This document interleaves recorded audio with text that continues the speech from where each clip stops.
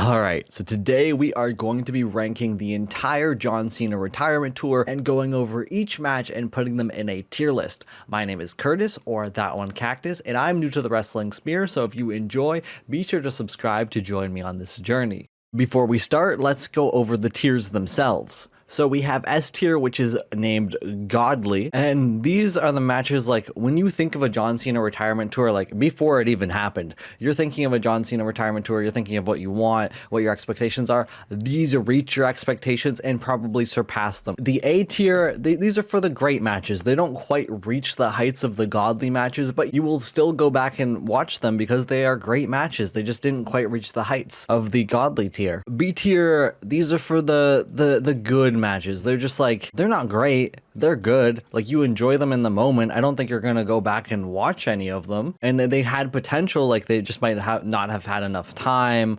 There might have been a DQ finish, whatever it may have been. C tier, these are okay. Like, in my eyes, these are the wasted potential of a retirement match. Like, you see this match and you're like, well, why did we run this? We could have had John Cena versus X. We could have done this or that. Why did we waste time with this match? And then F tier, this is poop from a butt.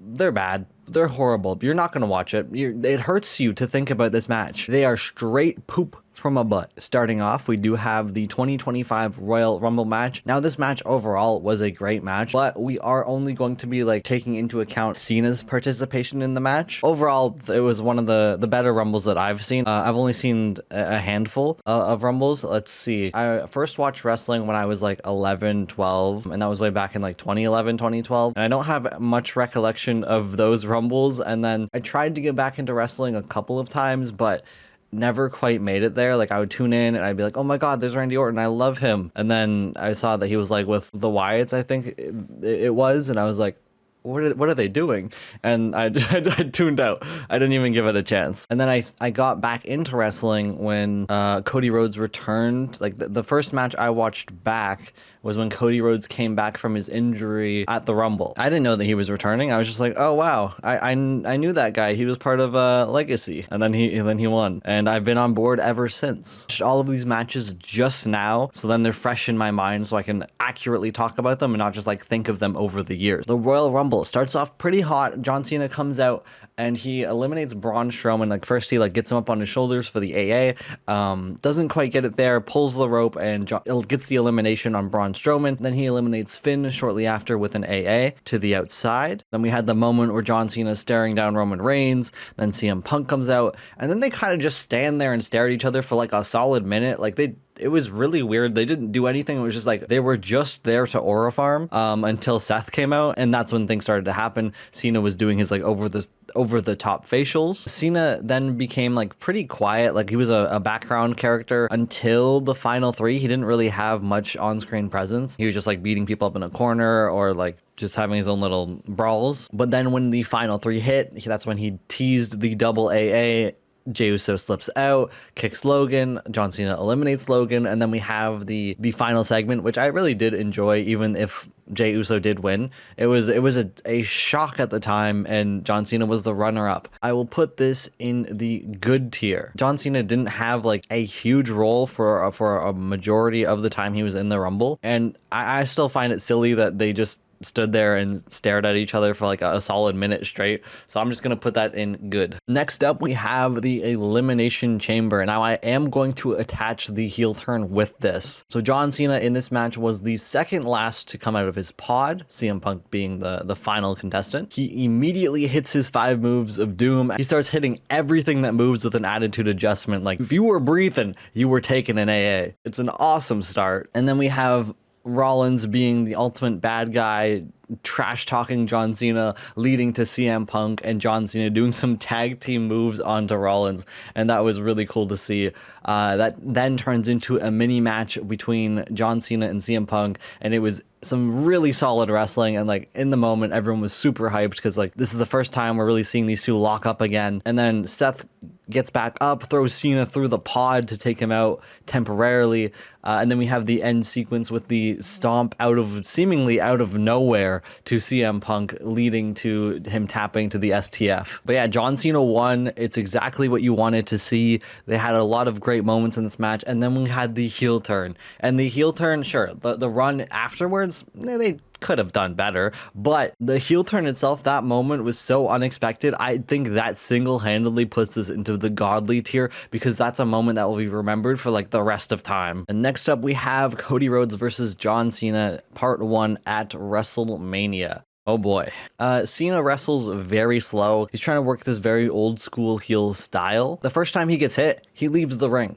And he just like stalls, does a lot of slow rest holds, does like the double axe handle off the second rope, has these very slow shoulder tackles where after he hits them, he like stops, adjusts his knee pads before he like gets up and like does it again. And he's really like dragging out the match. And usually when there's like a heel is that oppressive, it sets up expectations for the babyface comeback. And we never really get that moment. Like Cody Rhodes, sure, they do have solid wrestling. Like, these two are really good at what they do. So like the match quality itself wasn't bad. It was just like the formatting to me and like how they went about it that like fell flat. And then we had Travis Scott come out and he was walking to the ring like he just got called to the principal's office. He's like, I don't want to be there.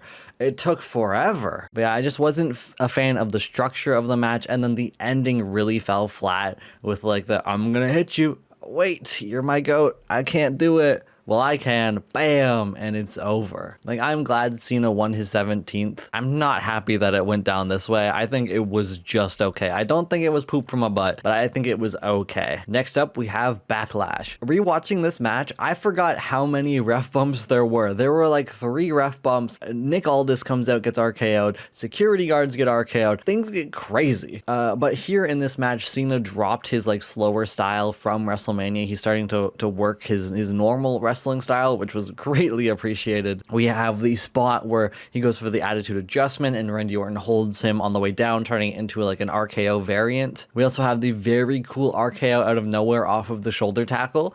I did appreciate that.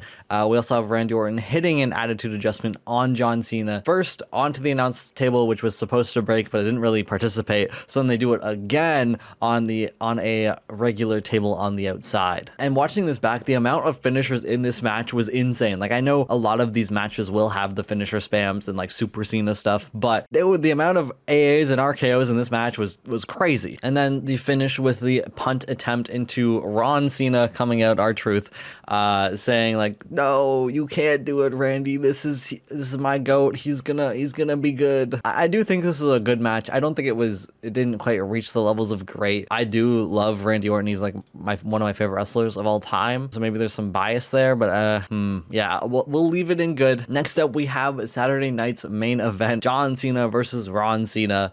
This was a very short match, and it's just a mirror match. They just use the same moves on each other, and then we have the moment where John Cena brings the title into the ring and gives it to the ref. It looks like he might be considering turning face. He's giving everyone this hope, and then boom, low blow, AA, it's over. I think it was really fun for what it was, but it wasn't much. I'm gonna put this in okay. Next up, we have the Money in the Bank match. This match really didn't need to happen. Like, sure, I guess Jey Uso got to work with Cena, but besides that, it was just sort of a waste of everyone's time, like, because Cody Rhodes wins the King of the Ring shortly after anyways, and fights Cena at SummerSlam. So this was sort of just like an interesting match. I understand that it was a pivot match. Like, originally the Money in the Bank match was supposed to have Travis Scott involved. I think it was supposed to be a 3-on-3 tag match, but that never ended up happening, and then they still went with the match anyways. But most of the match was Jey Uso getting worked in the corner, playing into the hot tag for Cody Rhodes, but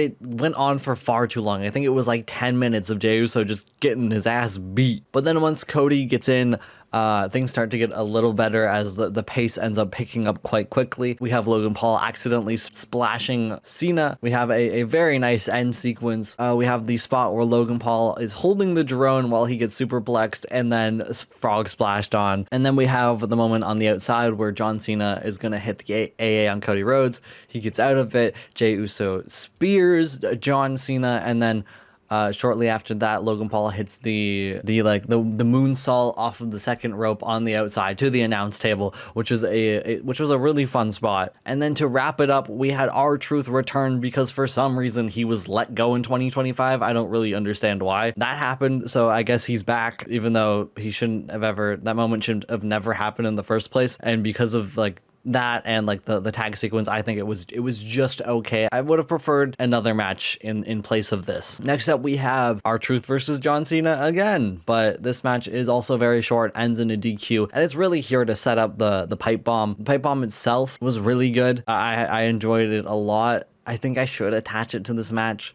because I attached the heel turn to Elimination Chamber. And because of the pipe bomb alone, I think it goes good. But that feels so bad to look at. Like, I think it should be okay. I don't think the pipe bomb saves the DQ finish, the like 3 seconds of match. I think it'll stay at the bottom of good. No, it's going okay. I can't see it there. It hurts me. Next up, we have Night of Champions. This is a very solid wrestling match between John Cena and CM Punk. I'm sure they did a lot of callbacks to their older stuff. I just wouldn't know. I wasn't watching. I think I watched like the 2011 run, but I was like 11, so it's gone out of my brain.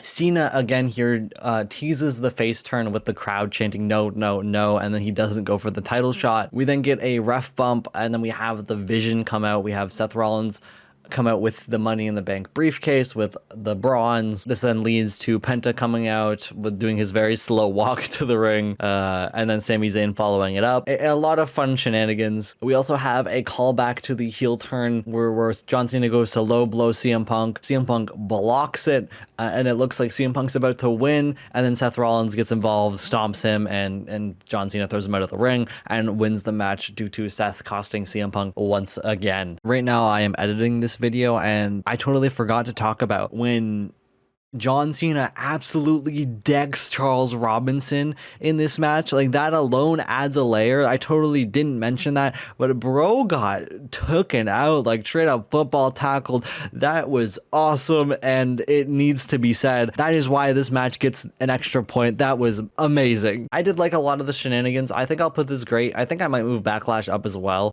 depending, because the more I think about it, the more I think that it is deserving. This will be our first great. And next up, we have John Cena versus Cody Rhodes Part 2, the SummerSlam edition. This was the ultimate apology match for the Mania match. They're like, okay, we know we did wrong. We're gonna make it up to you in this absolute banger of a street fight. Before this match, Cena turned face on a dime, so everyone could cheer for both men without having to boo anyone. Although Cody Rhodes did receive some boos in the beginning because the crowd was just so in love with Cena. Cody ended up winning them over through the match. Like, nobody really got booed nearing the end there. But yeah, this was like a wrestling match that it's going in the godly tier. We had essentially Super Cena versus Super Cody, where they're kicking out of absolutely everything. They get the stairs in the ring.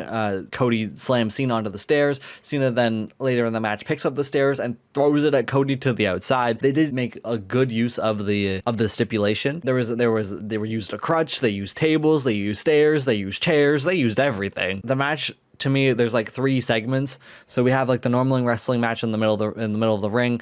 Cody ends up hitting a pile driver on Cena in that portion of the match, and then we have part 2 of the match where we're brawling around the stadium, and that's where Cody puts Cena through the metal barricade, and then Cena follows it up with going up the Cody Vader with the fog going, holding Cody on his shoulders with that look on his face. It went so hard, and then Cena ends up AAing Cody on the ramp, and then we go into part 3 of the match where we have Super Cody versus Super Cena in the ring, where they're kicking out of each other's finishers left, right, and center. We have the Avalanche AA. We have the STF with the rope. We have the Cody Cutter off the top through a table, and then we have the moment of the salute to wrap it all off. I do think it was a godly wrestling match and one of my favorite WWE matches of the year. Next up, we have the tag match: Logan Paul and Drew McIntyre versus John Cena and Cody Rhodes. This was like the start of the Cody Rhodes Drew McIntyre feud, which is still going. Like, I think today is supposed to be the final day, where they're having their 3 stages of hell. That'll be happening later today, and it was setting up the John Cena Logan Paul feud. Although the match itself, it is a very forgettable match. It does have the moment at the very end where Cody ends up getting his face kicked in by Drew through the announce table, which is pretty awesome. But the match itself, they're playing into the Cena Cena hot tag. Cena gets tagged in, does his 5 moves of doom, and then it's a low blow finish by Logan Paul. It ends up being a DQ. It was very forgettable. I do like that Cena got to work with Drew a little bit. That's the only thing I can appreciate for this match, but it is going in okay. Next up, we have the Clash in Paris match, Logan Paul versus John Cena. Things to note, they never left the ring, which was cool. They had a crazy French crowd, although most, if not all of the crowds went super crazy during John Cena's matches because everyone was just so appreciative to see him one last time that everyone was just going crazy for Cena. Even if the crowd was dead for every other match, John Cena was out there, everyone woke up. Logan ended up hitting a zigzag, which was kind of weird, but okay. Cena ends up busting Logan open. He ends up like dropping him on his face and busting his nose open. So we do get a little bit of color. Cena hits another code red, which we had in the SummerSlam match, which I forgot to mention because that match had so much of everything. Cena ends up hitting the code red again here. He also hits the leg drop from the top rope. He hits a Styles Clash. We have the classic roll through spot where Cena hits the AA, and that's how he ends up finishing the match. I do think this is a great match. Yeah, if I'm putting Logan Paul up here, I'm putting Backlash as well. That looks better to me. Next up, we have the Sami Zayn versus John Cena match. And this was also a sort of like Super Sami versus Super Cena match. It was John Cena's last SmackDown. It was the start of the godly ongoing open challenge that went from Sami Zayn to Ilya Dragunov to now Carmelo Hayes. And this was a good match. It had tributes to Kevin Owens with a pop-up powerbomb. They had tributes to Edge with the spear. They even did like an RKO spot on the fly, which ends up getting countered. An absolute ton of finishers, a ton of reversing each other's finishers. And then we have the moment where we get the Avalanche AA, and that's when Brock Lesnar comes out and ends the match by just F5ing everyone, making it a DQ. I do think this was good. The match itself could have reached great if it was given a little bit more time and a proper finish, but the DQ finish kind of like sucks the air out of it. So I'm just gonna put it as good. And next up, we have John Cena versus Brock Lesnar. Remember when I said I went back and watched every single match? I didn't watch this one. This is poop from my butt. From what I can remember, John Cena just gets dominated the whole time, gets very little offense in, and then just loses. It sucked the joy out of the crowd. It kind of like killed WrestlePalooza. Like it took a while for them to come back to life, which kind of sucked because like the card itself wasn't a bad card. Like we had AJ Lee wrestling, we had Io Sky versus Stephanie Valkyr, we had the Cody versus Drew match, which was all right. The John Cena Lesnar match, poop from a butt. I'm not gonna watch that. I'm never going back to watch it. It'll hurt me if I do. And next up, we have the Crown Jewel match at Perth between John Cena and AJ Styles. And this was another godly wrestling match. Like the in-ring was amazing. They are paying tributes to everyone. This match is a tribute to wrestling as a whole. Now, I never really watched TNA, so I don't understand a lot of the callbacks that AJ Styles did, but I can appreciate how like good it was for me. I've only watched WWE and not like a ton of it. I could still appreciate how amazing it was. Like we had callbacks to absolutely everyone in the game. We have the skull crushing finale for The Miz. We have the accolade for Rusev. We have the walls of Jericho. We have the Sister Abigail. We have the Randy Orton DDT off the rope. There was a choke slam. There was a tombstone pile driver. There was a 619 attempt, a pedigree attempt. There was the Sweet Chin Music. We had the Scorpion Death Drop. We had the Kakina Clutch, the Angel Wings, and the Deadeye. Like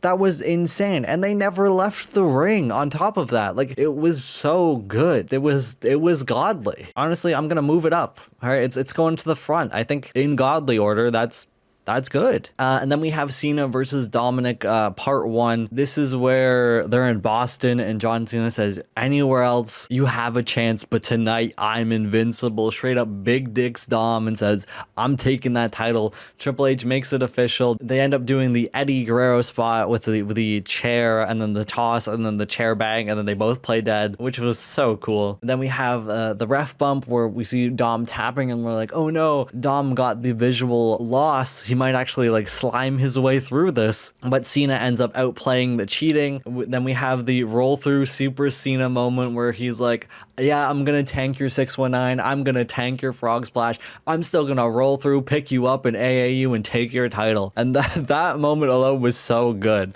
Like I know the match was very short, but it was so good. It was so cool and memorable. So I'm putting this in good. All right, he got his grand slam. And then we have the Raw tag team team match with John Cena teaming up with Sheamus and Rey Mysterio to take on the Judgment Day. This was very much a house show match feel. Everyone's doing each other's moves and they're just having a lot of fun with it. We have the triple 5-knuckle shuffle. Overall, this wasn't much, but it was cool for what it was.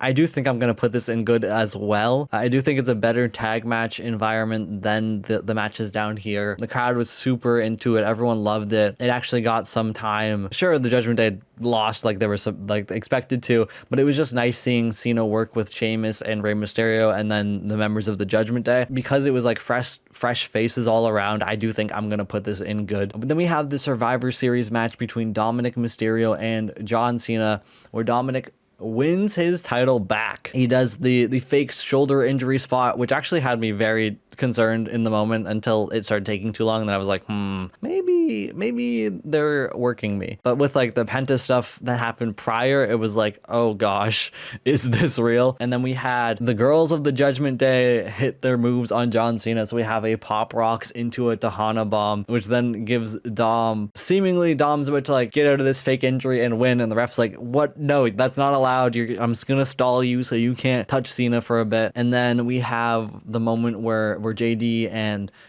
Finn come out, and then they get double AA'd. And then we have the amazing return of Liv Morgan. I'm so happy that she's back, and like her getting to interact with John Cena in that way was so cool.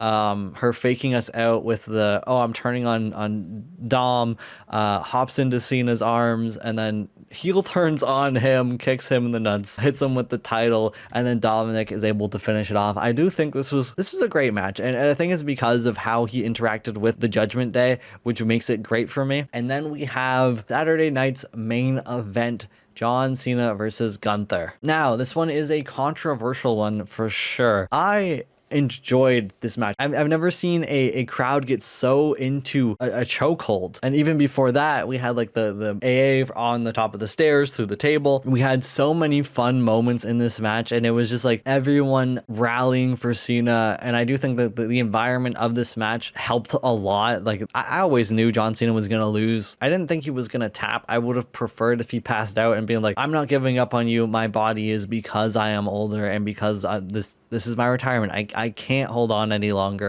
in that aspect, but I understand going out on your own terms. There's a lot of ways to look at this match, but I do think it got the job done, and the in-ring was phenomenal. I do think this was a great match overall, even if the ending, even if the whole crowd ends up chanting F Triple H, I do think overall the job was very well done for John Cena's retirement, and I do think it's all up to what they do next with Gunther. Right now he has a match scheduled with AJ Styles, which is gonna be phenomenal, pun intended. But yeah, that is the full tier list. If you enjoyed, be sure to subscribe. I'm going to be uploading more wrestling content. And yeah, it's been That One Cactus. I will see you in the next video. Later.